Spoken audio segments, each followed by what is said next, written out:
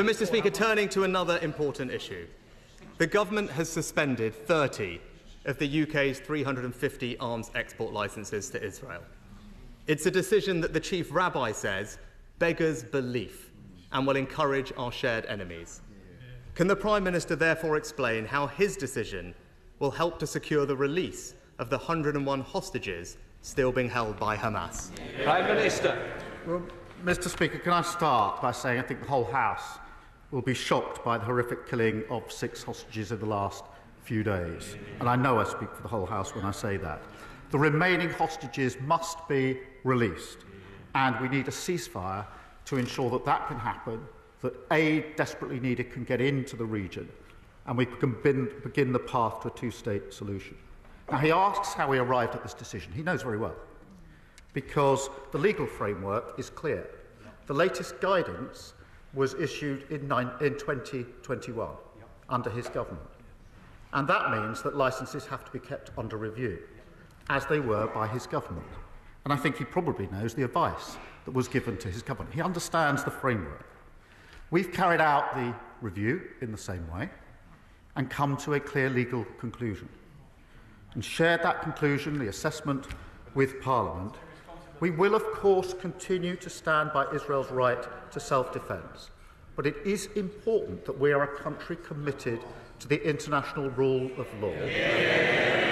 That gives us the strength of argument with our allies on important issues. This is a difficult issue, I recognise that, but it's a legal decision, not a policy decision. And the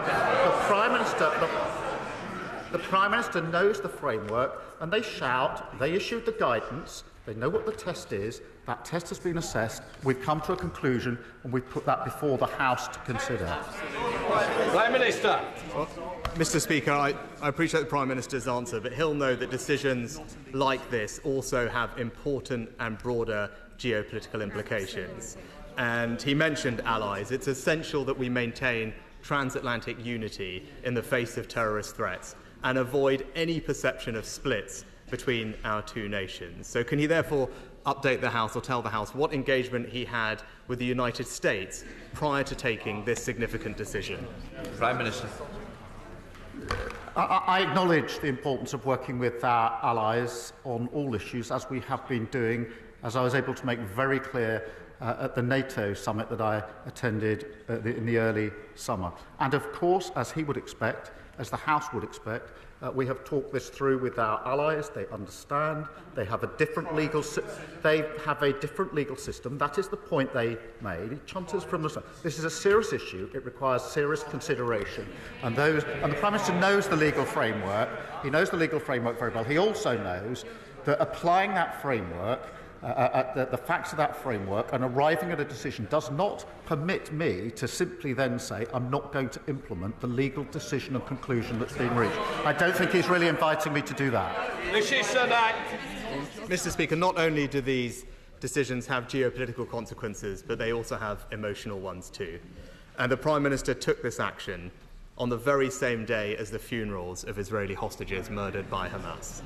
It's something that the Board of Deputies described as a terrible, terrible message to be sending.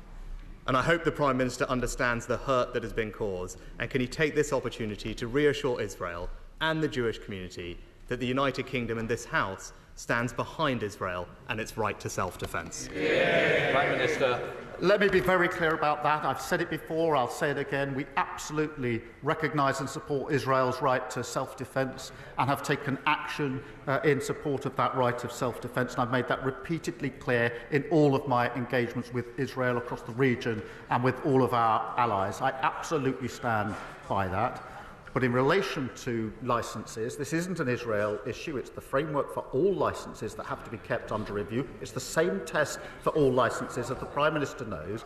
And having applied the law to the facts and come to a legal conclusion, I don't think the Prime Minister is really inviting me to put that to one side. We have to, the Leader of the Opposition.